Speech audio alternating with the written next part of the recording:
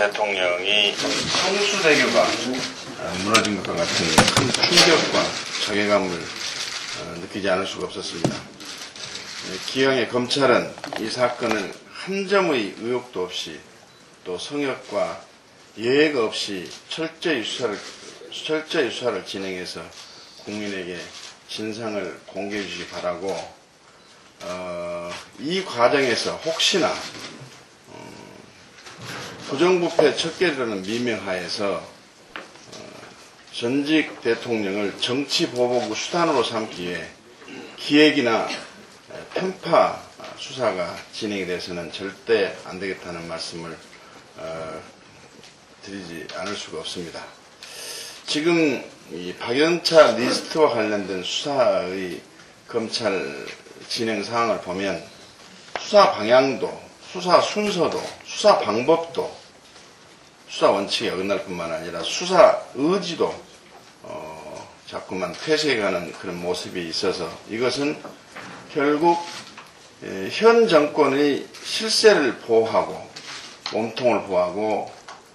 전 정권과 깃털만을 처벌하기 위한 가장 무도의 연극 연출이 아닌가 하는 의혹도 저버릴 수가 없습니다.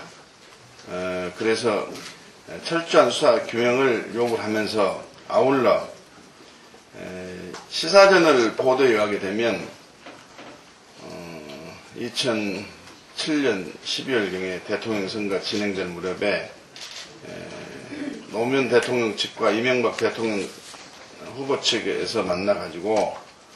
BBK 수사와 관련해서는 청와대가 개입을 하지 말고 노무현 대통령의 로얄 패밀리에 대해서는 보장을 해달라는 빅딜설이 보도가 되고 있는데, 이것이 만일 사실이라고 한다면 권력을 개인의 놀이개로 삼는 희극일 뿐만 아니라 권력을 짓밟고 권력에 춤을 추는 꼴이라 생각하면서 국민은 분노하지 않을 수가 없습니다. 모든 국민은 법 앞에 평등하고 모든 범법행위는 법에 의해서 응징을 받아야 되는데,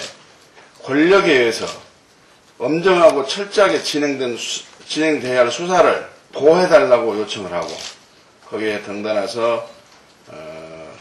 로얄 패밀리 범죄 행위에 대해서는 역시 보장을 해달라고 요청하는 딜이 있었다는 것은 국민을 업신여기는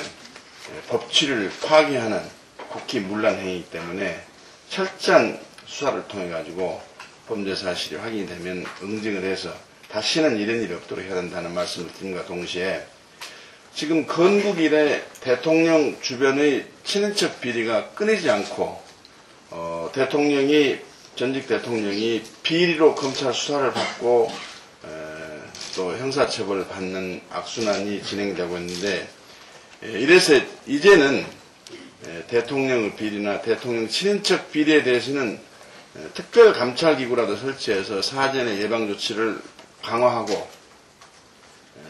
범법행위에 대해서는 더 가중처벌하는 특별법을 제정을 검토할 때가 됐지 않았는가 하는 생각이 듭니다. 이 점에 있어서도 우리 당론을 좀 모아야 된다 저는 생각합니다. 이상입니다.